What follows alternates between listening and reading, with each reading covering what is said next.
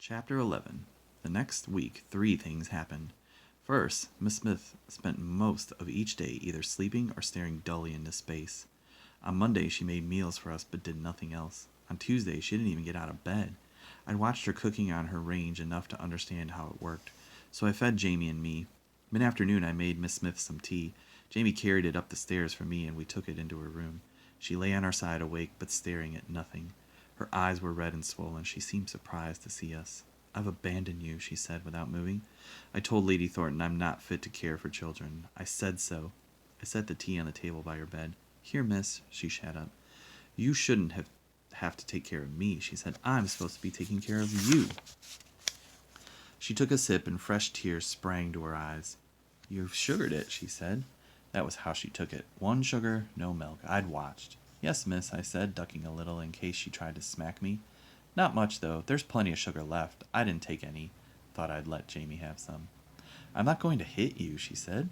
"I wish you'd understand that. I'm neglecting you, certainly, but I won't hit you, and I don't care what you eat. It was thoughtful of you to sugar my tea. It was thoughtful of you to bring me tea in the first place." "Yes, miss," I said. "Thoughtful? Good or bad?" She sighed.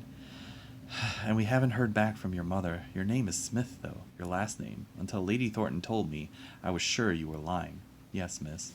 After that business about Hitler, I turned to go. I'd had an eventful morning, and I was hungry myself and could do with some tea. "It's a common enough name, Smith, but still, I thought you were lying," Miss Smith said. She stayed in bed even after she finished the tea. I let Jamie rummage through the cupboard and eat anything he liked, and I did too, though I was pretty sure I'd get in trouble for it later on. I let Jamie skip his bath, but I took an extra long one with hot water so my legs floated. I pulled the sheets off the bed so it wouldn't matter that Jamie had wet them the night before, and we slept fine. In the morning, Miss Smith got up, her frizzy hair a yellow cloud around her head. "I'll try to do better," she told us. "Yesterday was about Becky. I'll do better today." I shrugged. "I can take care of Jamie." "Probably," Miss Smith said, "but somebody ought to take care of you." That was the first thing. The second was that the Royal Air Force built an airfield across the road from Butter's pasture. It went up completely in 3 days. Landing strip, huts, everything. Jamie, fascinated, kept sneaking over to watch until an officer marched him back to Miss Smith with his hand around Jamie's neck. "Keep him home, ma'am," he said. "No civilians on the airfield." The third thing was that Billy White went back to London. Jamie fussed about missing Billy and his friends, but I didn't know how to find them. And I wasn't going to walk the countryside in a blind search. I got in the hang of crutches quick, so walking was easy, but I enjoyed having Jamie to myself. We were spending our days outside. There was a building in the garden called the stable that Becky's horses used to live in.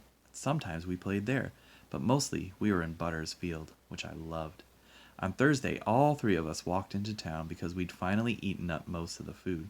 The first thing we saw was Billy White with his mother and his sisters waiting at the station for the train. "Billy!" Jamie shouted.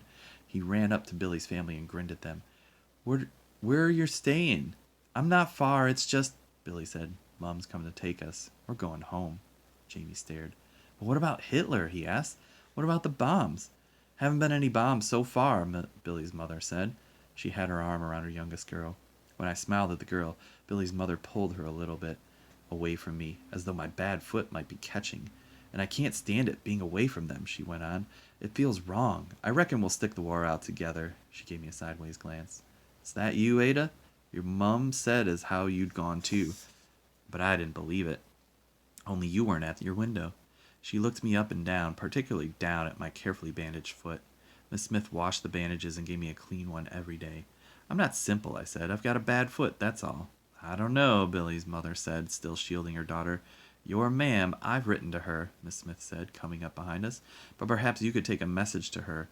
"The doctor says," Billy interrupted. "I hate it here," he said. "The people that took us, they're mean as a bunch of starved cats." "I hate it here too," Jamie said. He turned to Miss Smith. "Can I go home? Will you take us home?" Miss Smith shook her head, smiling as though Jamie were making a joke. "I've never even been to London," she said. "I wouldn't know where to go." "Home," Jamie insisted. "Where's Stephen?" I asked. Billy's mom scowled. "He won't come. Thinks he's important, he does." She gave me another odd look. "I'm that surprised to see you out with ordinary people. I thought they'd put you in an asylum." From the tone of her voice, it was clear she thought I should be locked away. The disgust in it stunned me. For years I'd waved to Billy's mother out my window, and she always waved back. I thought she was a nice person. I thought she liked me. Clearly she did not. I didn't know what to say. I didn't even know where to look. Susan's hand touched my shoulder, and I turned a little so that I could see the edge of her skirt. I couldn't stand looking at Billy's mother anymore. A train came up, and Billy's mother herded her children toward it. Jamie began to howl, "Take me with you!" Miss Smith held him back. "Your mother wants you here," she said. "She wants you safe."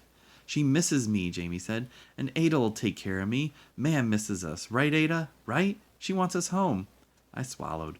Maybe, after all, with me gone, she didn't have anybody to fix her tea. Maybe she'd be happy to see me now that I could walk, especially with the crutches. Maybe she'd wonder why she never thought of crutches herself. Maybe she'd see I wasn't simple. Or maybe I was. Maybe there was a reason they kept me shut up in one room. A wave of dizziness swept me. Think of butter, I told myself desperately. Think of riding butter. Meanwhile, Jamie's screams increased. He kicked Miss Smith hard and tried to yank himself out of her grasp. "Billy!" he shouted. "Take me with you! I want to go! I want to go home!" Miss Smith held on to him until the train had gone. "I hate you," Jamie sobbed, flailing his arms and legs. "I hate you! I hate you! I want to go home!"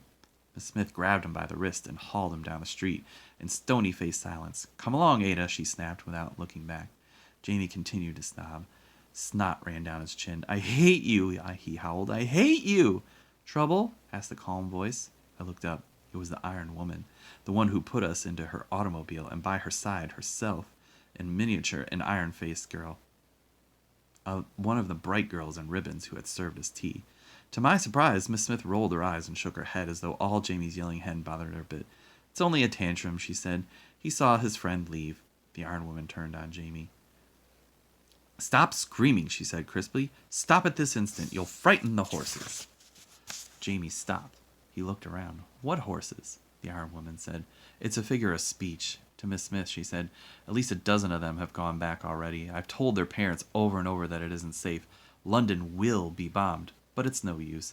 Those simple-minded women prefer their present comfort to the long-term safety of their children." Simple-minded women? Simple like me. Maybe everyone was simple on my lane. The Iron Woman eyed Jamie and me. "Yours are certainly looking better, a credit to you." "Hardly," Miss Smith said. "All I did was put them in clean clothes and feed them." She rubbed stinky lotion on our impetigo too, but I noticed she didn't tell the Iron Woman that. Instead, she said hesitatingly, "Perhaps if you have hand-me-downs, or if you know someone who does. I can't afford all they'll need for winter." The Iron Lady pulled a clipboard out of her large handbag. She probably held a clipboard in her sleep. "Of course," she said, writing something down. "I'm organizing a used clothing collection in town. We don't expect you to be able to cover clothing out of the allowance. They were supposed to bring their own." Well, never mind. They should have come with more than they did, obviously. Her iron-faced daughter was staring at my bandaged foot. I leaned close and whispered, "It just happened yesterday. I got stepped on by our pony." The girl's eyes narrowed. She whispered back, "That's an awful lie." I said, "We have too got a pony," she said. "It doesn't hurt that much when a pony steps on you. I've been stepped on dozens of times." Well, she had me there. I didn't know what to say, so I stuck my tongue out at her. She bared her teeth in response like a tiger. "Gawr." Meanwhile, Miss Smith was saying, "What allowance?" It turned out she was getting paid for taking us in. 19 shillings a week, nearly a whole pound. If she hadn't been rich before, she was now. I let out a deep breath. I could quit worrying over what my shoe had cost and how much food we ate. Ma'am didn't earn anything like 19 shillings a week. Jamie and I could eat all we wanted on 19 shillings a week. "I can't believe you didn't know that," the Iron Woman said. "Surely," I explained. "Oh," Miss Smith said with a little laugh, "I wasn't listening to a word you said." As we continued down the street, Jamie subdued but still whimpering, I said, "That's £3, 16 shillings a month, miss. You could take in more of us and get rich." Miss Smith scowled. "Thank God I'm not reduced to that."